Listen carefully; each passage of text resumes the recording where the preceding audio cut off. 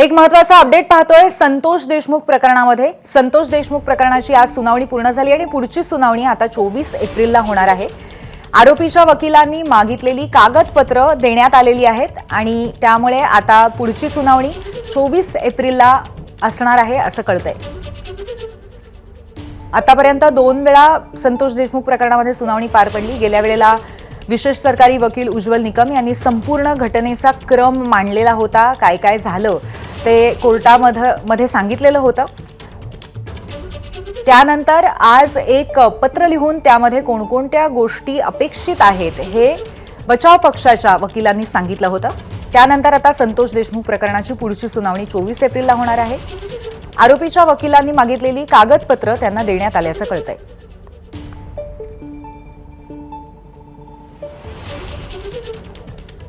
बीडच्या न्यायालयामध्ये संतोष देशमुख हत्या प्रकरणाच्या संदर्भामध्ये आज पुन्हा एकदा युक्तिवाद झाला।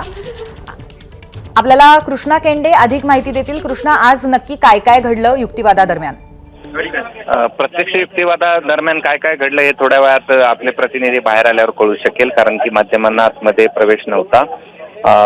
मात्र या सगळ्या प्रकरणाची सुनावणी संपलेली आहे। बंद लिफाफ्यामधली काही कागदपत्र या ठिकाणी आरोपींच्या वकिलांना दिल्याची या ठिकाणी प्राथमिक माहिती आहे आणि या सगळ्या प्रकरणातली पुढची जी सुनावणी आहे ती 24 तारखेला ठेवण्यात आल्याचं देखील समजतंय। थोड्या वेळातच या सगळ्या संदर्भातले अधिकचे अपडेट आपल्याला मिळू शकतील। धन्यवाद कृष्णा, आपण दिलेल्या माहितीबद्दल। एबीपी माझा, उघडा डोळे बघा नीट।